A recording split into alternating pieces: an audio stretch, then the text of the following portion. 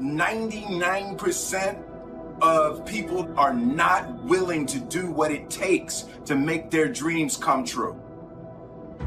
The Marines have a saying, everybody wants to go to heaven, but nobody wants to die. The center of bringing any dream into fruition is self-discipline. You know, something as simple as food and eating. It's not about your body as much as it is about your mind. It's getting command of your mind to be able to choose actions that are in your own best interest. Every day we are choosing that's not in our own best interest. So if the world is attacking you and the world wants to fight you and the world's trying to hold you down, so you're gonna kick yourself in the balls? So you're gonna stop yourself from getting what you dream. And I think the word discipline has kind of gotten a bad name. We think about it in terms of punishment. I'm not talking about discipline in that way. I'm talking about discipline in the sense that you forego immediate pleasure for the exchange of long-term self-respect. I believe that self-discipline is the definition of self-love. That when you say that you love yourself, that means that you have behavior towards yourself that is loving. Self-discipline is the center of all material success. You cannot win the war against the world if you can't win the war against your own mind.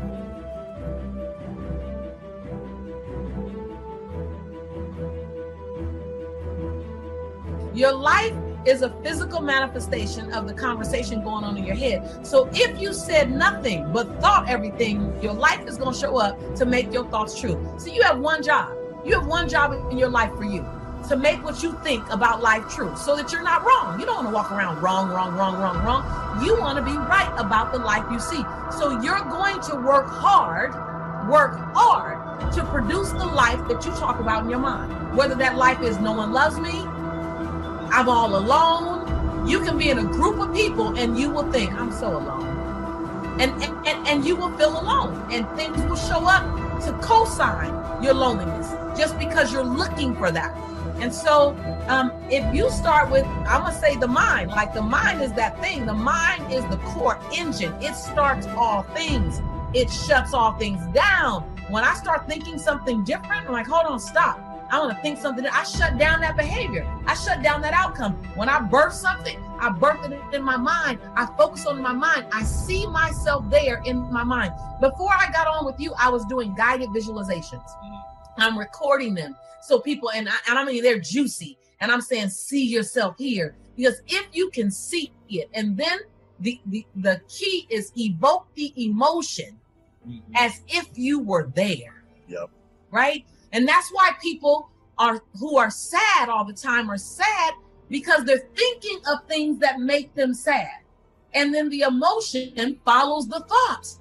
So I'm going to say everything starts with your thought, Lewis. But let me just say this. When you speak your future into the world. You speak your future. Whatever you say, whatever falls off your tongue, when you say I am, right?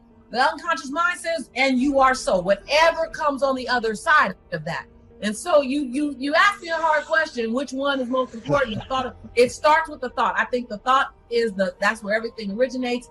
And then you add a whole lot of turbo boost to it with your tongue. Self-love is when you say to yourself, oh, man, look, I know you and that girl got a real connection. I know y'all vibe, but that's your girl's cousin. So I love you too much to let you do that. It's like you say to yourself, hey man, look, I know you want to eat that pizza and it'll be really good, but I can't let you eat that, man, because if you eat that pizza, you're going to feel like and I love you too much to let you eat that. Self-love is, hey, look, I know you got a test on Monday, And I know you really want to go out with your friends. It's Saturday night, you want to go out, but if you fail that test, you're not going to feel good about yourself. You know, I love you too much to let you go out tonight. Self-discipline is self-love. If you want to be happy, you have to love yourself, which means you have to discipline your behavior. The road to sustained happiness is through disciplining your behavior. We tend to base our self-esteem on what other people think. And that's not really self-esteem. Self-esteem is supposed to be how we feel about ourselves. And I was just saying how dangerous it is to allow other people to determine how you're going to feel about you. And it's kind of like looking into a broken mirror. You're going to look in a broken mirror and then change your face to try to look good in this defiled, busted, broken mirror. And it just, other people's opinions is a really way to determine how we feel about ourselves.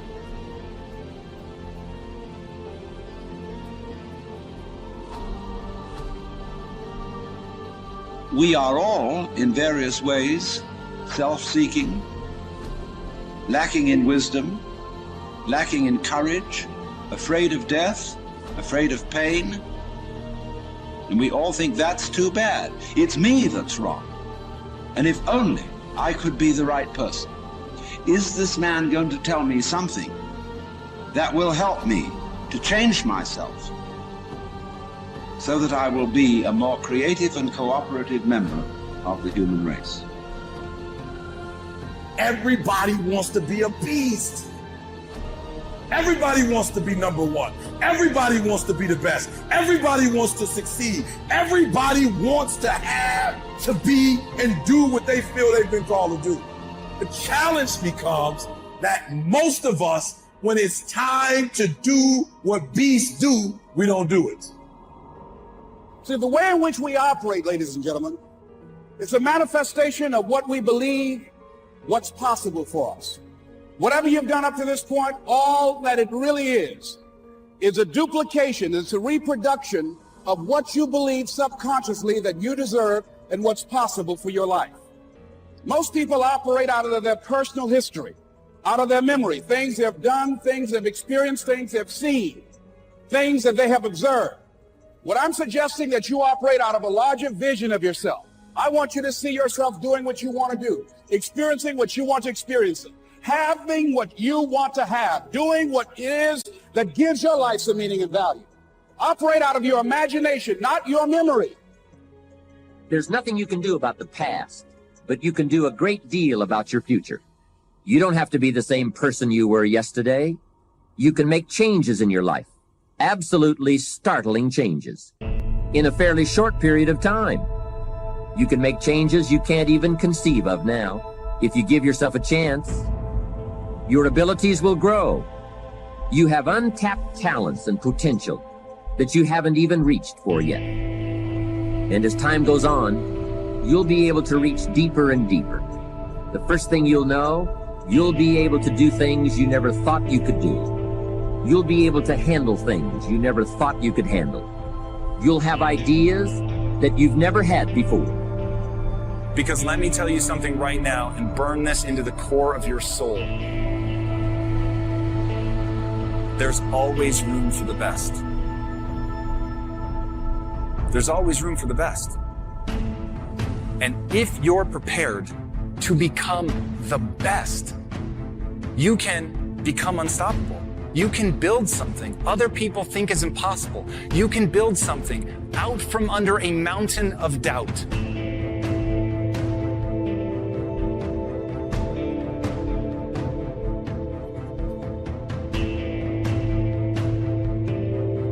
It don't matter whose fault it is that something is broken if it's your responsibility to fix it. For example, it's not somebody's fault if their father was an abusive alcoholic. but it's for damn sure their responsibility to figure out how they're going to deal with those traumas and try to make a life out of it. It's not your fault if your partner cheated and ruined your marriage, but it is for damn sure your responsibility to figure out how to take that pain and how to overcome that and build a happy life for yourself. Fault and responsibility do not go together. It sucks, but they don't. When something is somebody's fault, we want them to suffer. We want them punished. We want them to pay. We want it to be their responsibility to fix it, but that's not how it works, especially when it's your heart.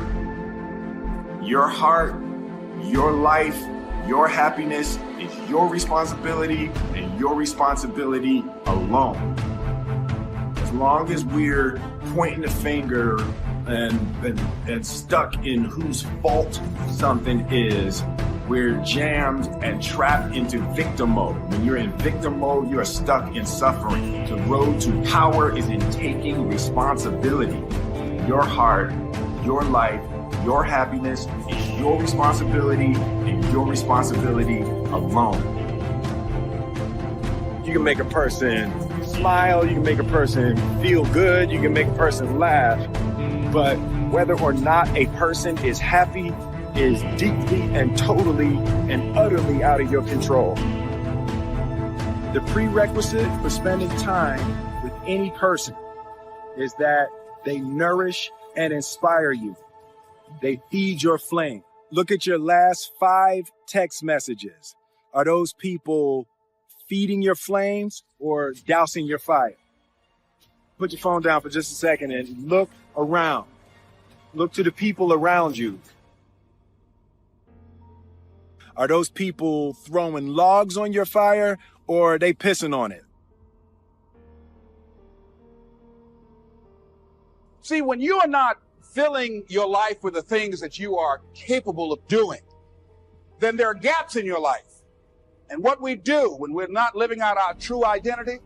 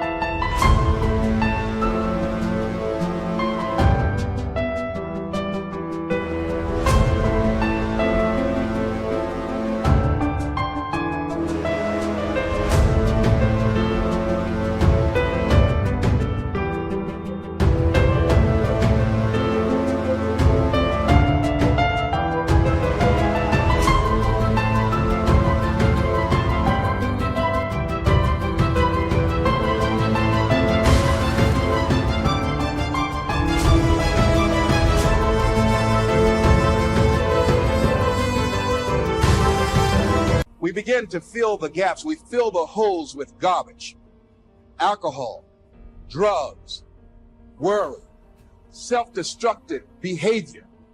So when you begin to look at your life and you know that you're not doing what you can do because you have allowed yourself to be held captive by your fears.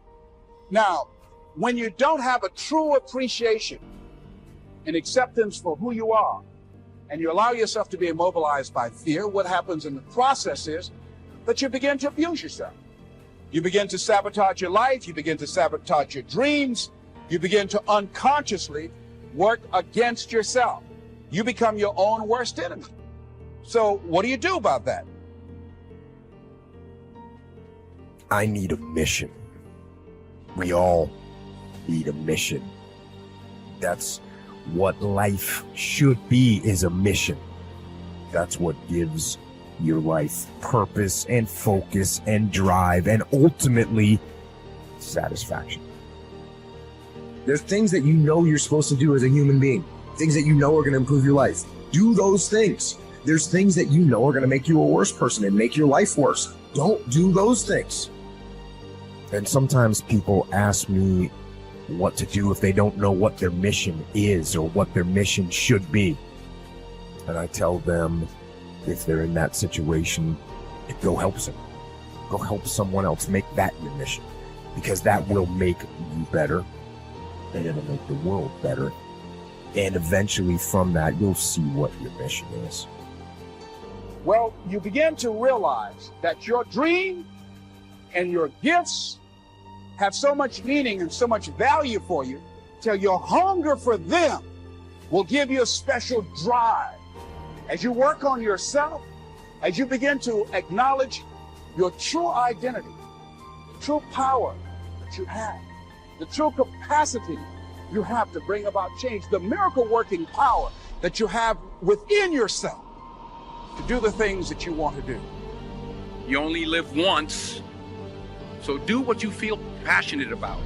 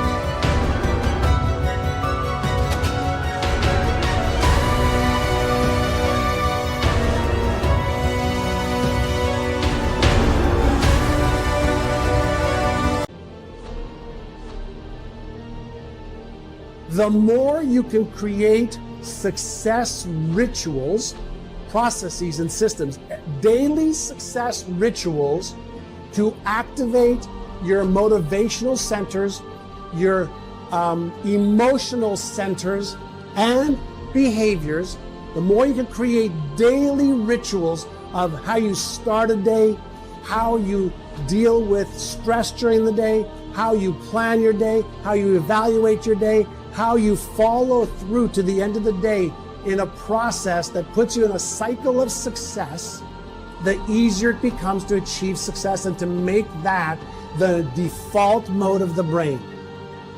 So if you want to do something, if you've thought about something you want to do, take it head on. Decide that you're going to face it, that whatever shortcomings you have, that you're going to strengthen yourself there, that you're going to get started right now. Do what you can, where you are with what you have, and never be satisfied. Always strive to be more than that which you are. Yeah, don't get satisfied with yourself. Always know that wherever you are, you can enjoy more, that you deserve more. You have not because you ask not. Now listen to me. A lot of the problems I was having is because what I was asking God for was the wrong stuff. I kept going to him too small. God don't give you what you want. He give you what you believe. See, you've been blowing it. If you up your ask, he ups his gear. Lord, help me fix my car so I can make it to work. Why don't you ask God for a car that don't need fixing? Oh, you think that's too big for him? So you don't ask this great God for big stuff because you don't see how you can get it. See, the how-to is none of your business. Show me the scripture where he tells you to figure out how to do anything. He don't ask you to how-to nothing. If I was you, I'd try that. If you keep doing what you've been doing, you're going to keep getting what you've been getting. I believe that the struggle is a part of the process. People who get things without struggle don't appreciate them. It is the diligence and the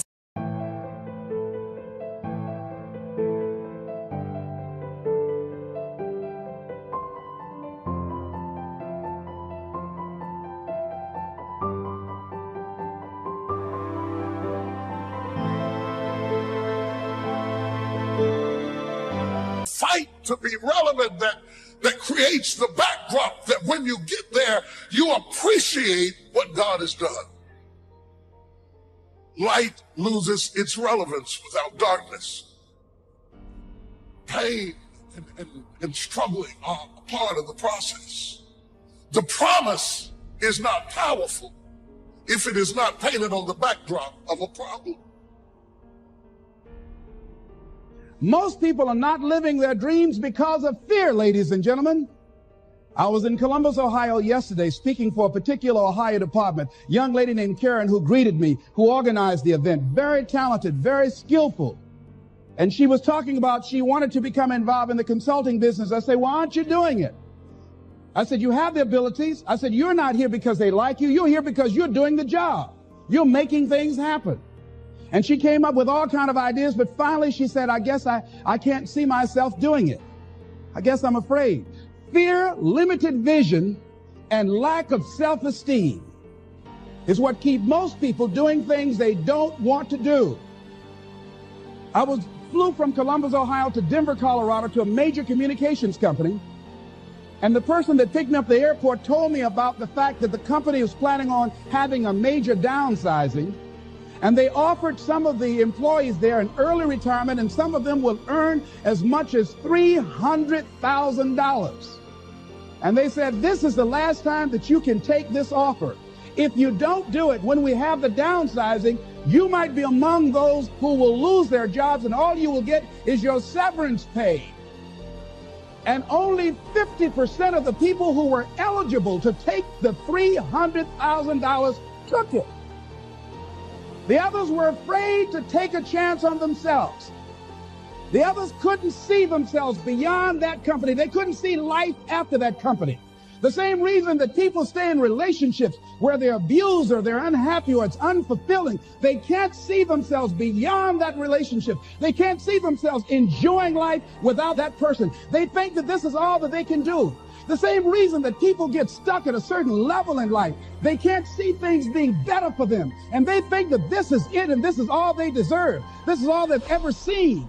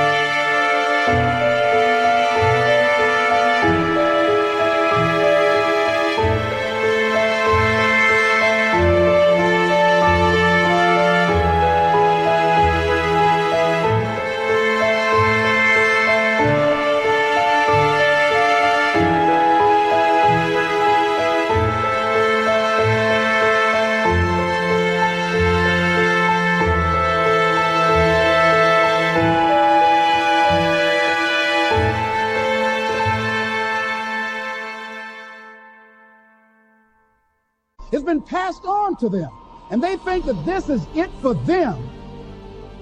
Oh no. Everyone experiences extreme stress at some point in their life. I don't care who we are.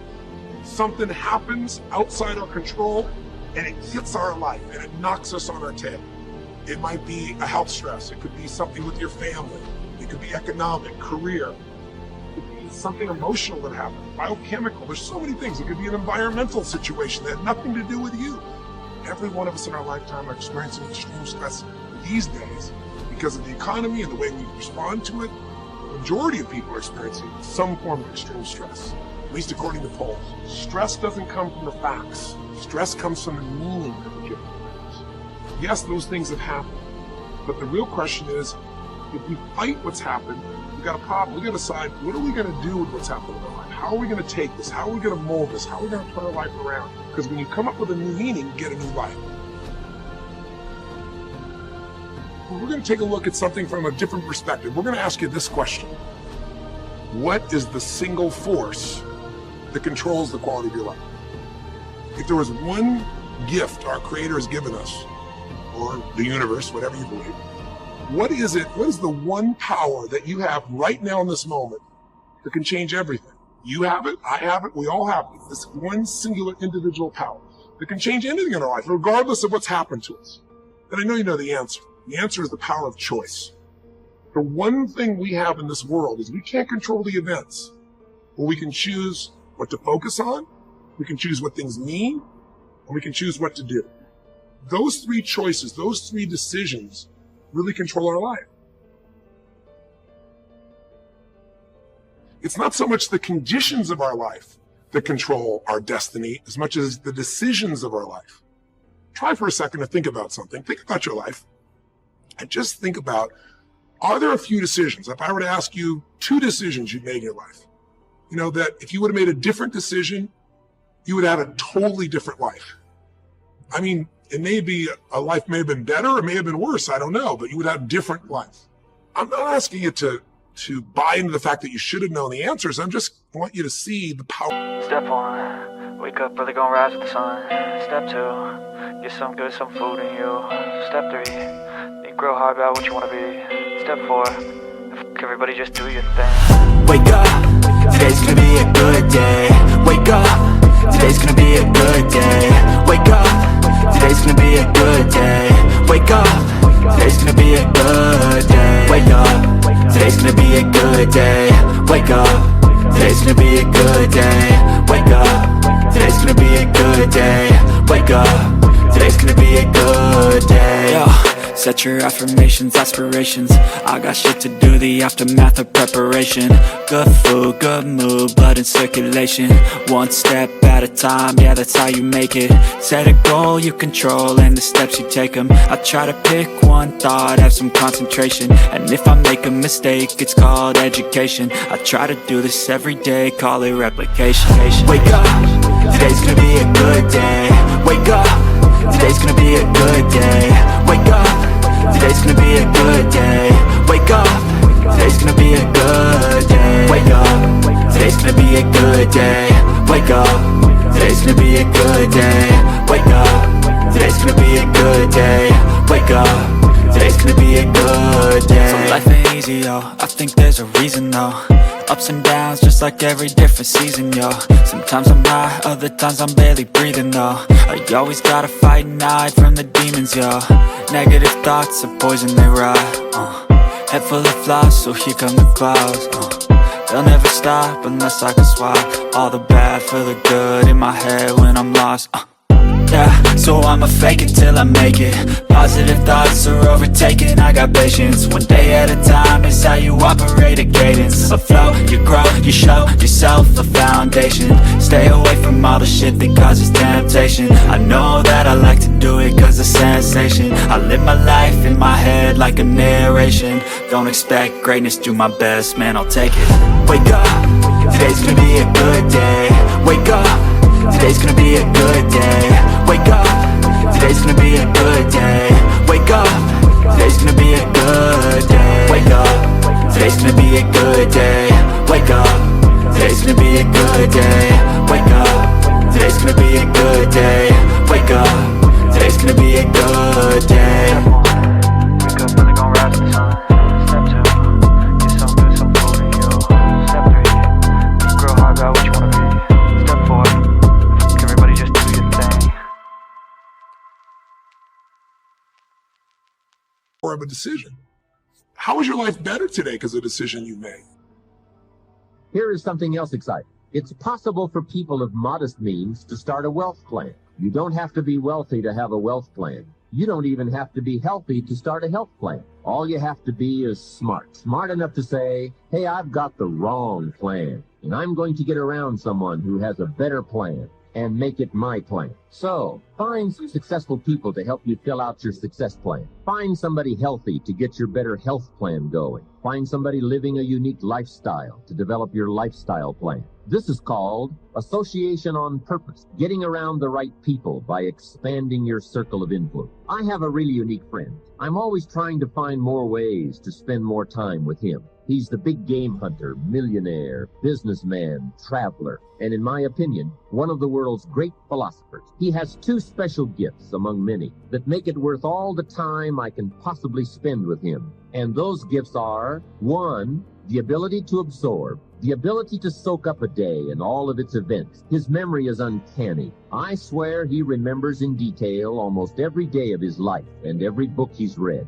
I think it is more exciting for him to go to Spain and come back and tell you about it than it is to go yourself. And the reason is, when he's there, he doesn't miss anything. He picks up the sounds and the colors, the experiences and the happenings. He absorbs like a sponge the sight, the people, the whole scene. Then he has this second unique gift, the gift of expression. He can put all he saw and touched and felt into words, exciting words. When he talks, you can feel the water lapping on your feet. You can see the colors. You can smell the aroma of the flowers and the food. What great gifts to absorb and to express. If I spend a day with him, I get my time's worth. He can put a year into a day's conversation. It leaves you spellbound. He can read a book and with flawless detail give you a capsule version. And more often than not, make it more exciting than if you read the book yourself. From Shakespeare to the Beatles, from Africa to Beverly Hills, he's got it, recorded it, and can express it with spirit and precision. You can imagine what a valuable association this is for me.